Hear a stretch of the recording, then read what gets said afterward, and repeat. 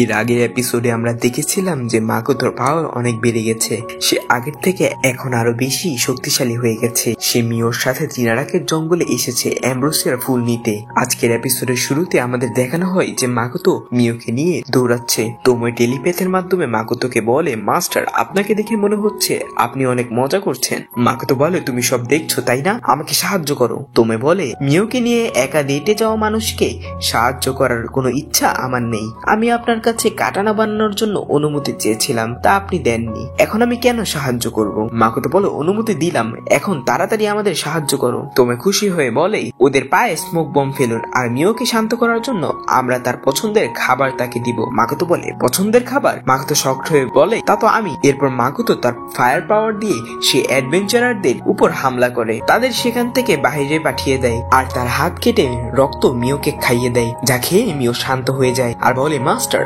আপনি অনেক টেস্টি খেতে। তারা তাদের উপর অ্যাটাক করে। মাকোতো বলে, মিও তুমি কি এখন লড়তে পারবে? মিও বলে, অবশ্যই মাস্টার। মিও তাদের পাওয়ার অ্যাবজর্ব করতে থাকে। ছোট মেয়েটি বলে, আমার জাদু কাজ করছে না। এরপর মাকোতো তাদের দুজনের ম্যাজিক স্ট্রিং ভেঙে দেয় আর মিও তাদের বেঁধে দেয়। এরপর আমাদের সেই অ্যাডভেঞ্চারারদের দেখানো হয় যাদের মাকোতো সিগে শহরে পাঠিয়ে দিয়েছে। সেখানে অ্যাডভেঞ্চারার মেয়েটি বলে, আমরা কোথায় এসেছি? এটা ঠিক হলো না। পিছন থেকে ছোট তোময় আর তার সাথে সেই পিগগুলো আসে। ছোট তোময় বলে, আপনাদের সবার স্বাগতম সিগে শহরে। এরপর আমাদের মাকোতোকে দেখানো হয় যে বলে, আমরা ফুল চুরি করতে আসিনি, আমরা কথা বলে কিছুর বিনিময়ে ফুল নিয়ে যাব। মেয়ে দুইটি তাদের পরিচয় দেয়। লম্বা মেয়েটির নাম অ্যাকুয়া আর ছোট মেয়েটির নাম হলো অ্যালিস। অ্যাকুয়া বলে, ফুল নেওয়ার জন্য আপনার গ্রামে কথা বলতে হবে, আপনি চাইলে আমি আপনাকে গ্রামে নিয়ে যেতে পারি। মাকোতো তাদের সাথে গ্রামে যায়। মাকোতো বলে, আমি ফিল করতে পারছি এইখানে রক্ষার কবচ রয়েছে। অ্যাকুয়া বলে, এই কবচ আমাদের রক্ষা করে সব সময়। অ্যাকুয়া তাদের গ্রামের এল্ডারদের কাছে নিয়ে যায়। তারা বলে, আপনারা ফুল নিতে এসেছেন সেখানে। তখন আরেকজন লোক আসে।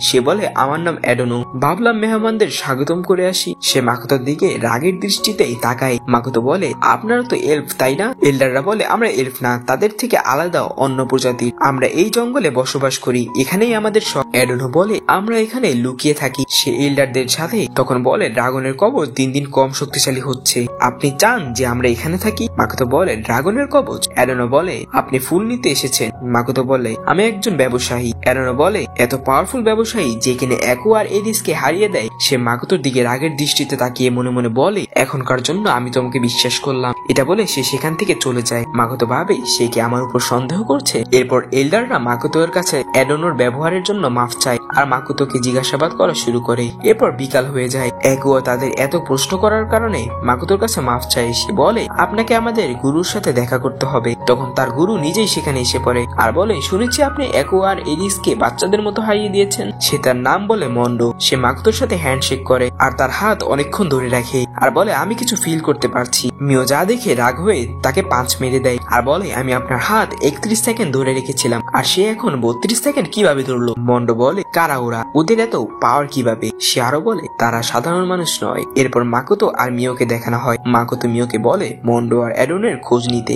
মিও বলে, আজকাল মাস্টার অনেক কাজ করছেন, তিনি তখনই শুধু আমার সাহায্য নেন যখন তিনি টায়ার্ড হয়ে যান। এটা আমার খুব খারাপ লাগে, কিন্তু এই রূপে আসার আগে আমার এত কিছু ভাবা লাগেনি। এরপর মিও তাদের পিছু করতে থাকে। সে জানতে পারে তাদের গুরু মন্ডো কারো বসে আছে আর অ্যাডোনো শয়তানের সাথে হাত মিলিয়েছে, তারা একসাথে কাজ করছে। মিও এই সবকিছু মাকোতোকে রিপোর্ট করে দেয়। মাকোতো মিওকে বলে, কিছু সময়ের জন্য ডেমি প্লেনে তোমার জায়গা নাও। এরপর দেখানো হয় যে মাকোতো পার্টিতে বসে আছে যা তার জন্য আয়োজন করা হয়েছে। মাকোতো নাচ দেখতে দেখতে দেখে মন্ডো কারোর সাথে ঝগড়া করছে। হঠাৎ তার ভিতর থেকে সেই শয়তান বেরিয়ে আসে। সে সেখানকার একজনকে মেরে তার পাওয়া নিয়ে নেয়। মাকোতো বলে, তুমি ওকে কেন মেরেছো?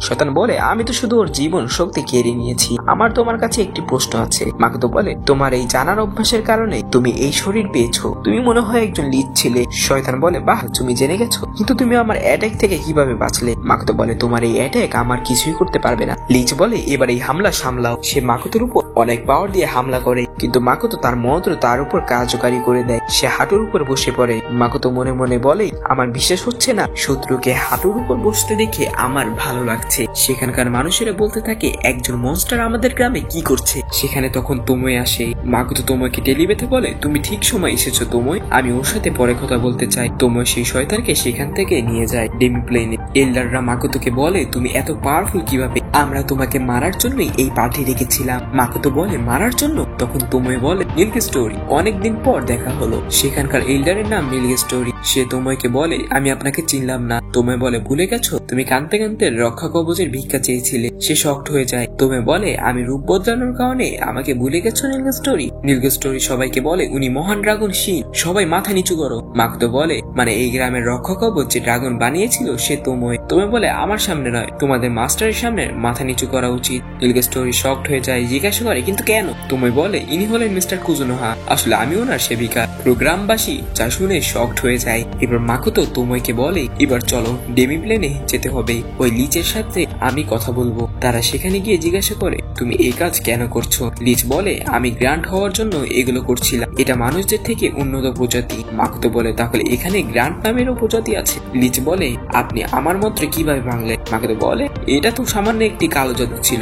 লিচ বলে এটা করার জন্য অনেক জাদুই পাওয়ার প্রয়োজন, এটা তো পিঁপড়া মারার জন্য হাতিকে ডাকা হয়ে গেল। মাকোতো বলে ঠিক বলেছো, আমি সাধারণত এত পাওয়ার ইউজ করি না। সে চিল্লে বলে তাহলে বলো আমাকে। মিও আর তোময় তাকে ধরে ফেলে। তারা বলে তুমি ওনার সাথে এভাবে কথা বলার সাহস কিভাবে পেলে? আমরা কি তোমার টুকরো করে দেব? মাকোতো তাদের শান্ত করে আর বলে তোমাকে দেখে মনে হচ্ছে তুমি জাদু সম্পর্কে ভালো জানো, তোমার কাছে তো অনেক বই হবে, আমাকে সেগুলো বিক্রি করে দাও। লিচ বলে মজা করছেন আমার সাথে? মাকোতো বলে না, আমার কাছে জাদু সম্পর্কিত একটি বই আছে যার মধ্যে শুধু একটি পাতা, যা আমার জন্য আমার এক পিগ ফ্রেন্ড লিখেছে, সে আমার কথা বলছিল। তোময় বলে যদি আপনি জাদু শিখতে চান তাহলে আমরা ওকে রেখে দিই। সে আর বলে অনেক ম্যাজিক সম্পর্কিত বই পড়ার কারণে তুমি জানতে পেরেছো যে এমন একটি পৃথিবী আছে যেখানে দেবীর কিছুই চলে না, তুমি সেখানে যেতে চাও না লিচ? সে শক্ট হয়ে যায়। তুমি বলে এই জন্য তুমি গ্র্যান্ড হতে চাও, যারা অনেক উঁচু লেভেলের মানুষ, যারা এক পৃথিবী থেকে অন্য পৃথিবীতে বা এক ডাইমেনশন থেকে অন্য ডাইমেনশনে ট্রাভেল করতে পারে, তাই না? মাকোতো ভাবে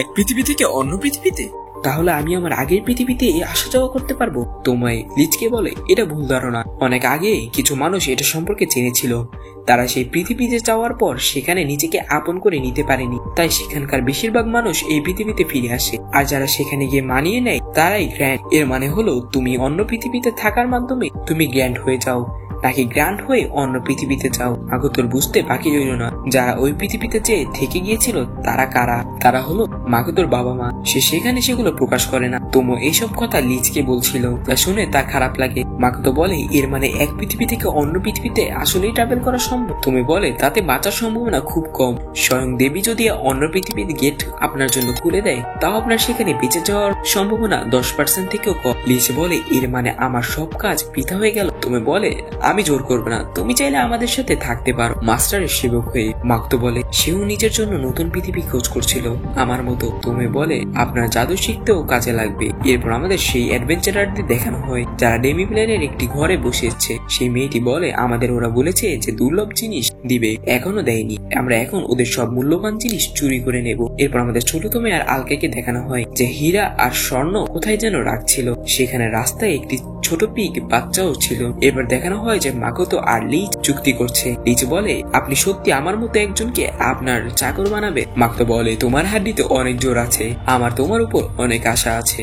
এরপর সেই চুক্তি কমপ্লিট হয় আর সে তখনই একটি সুন্দর ছেলেতে বদলে যায় যার গায়ে কোনো জামা কাপড় ছিল না। মাকোতো তাড়াতাড়ি মিও আর তোমোর চোখ ধরে বন্ধ করে দেয় আর বলে এগুলো তোমাদের দেখার জিনিস না। লিচ মাকোতোকে বলে আপনার ধন্যবাদ আমাকে আপনার কাছে নেওয়ার জন্য। মিও বলে তোমার এখানকার নিয়ম তাড়াতাড়ি শিখে নিতে হবে। তুমি বলে চলুন তাহলে ওকে আমরা আপনার মেমোরি যেখানে রেখেছি সেখানে নিয়ে যাই, তাহলে সে ভালোভাবে বুঝতে পারবে। আর হঠাৎ সেখানে তোময়ের কিছু অনুভব হয়, তার মুখ দিয়ে রক্ত পড়তে থাকে। সেখানে হঠাৎ হামলা হয় আর পুরো বাড়ি কেঁপে ওঠে। মাকোতো বলে তোময় তোমার কি হয়েছে? তোময় রক্ত পড়তে থাকে। সে বলে মাস্টার আমার অনেক বড় ভুল হয়ে গেছে। এটা বলে সে মাটিতে পড়ে যায়, তার মাথা ফেটে রক্ত বের হতে থাকে। আর এখানেই এই এপিসোডটি শেষ হয়ে যায়। নেক্সট এপিসোডের জন্য সাবস্ক্রাইব করে লাইক দিয়ে রাখো।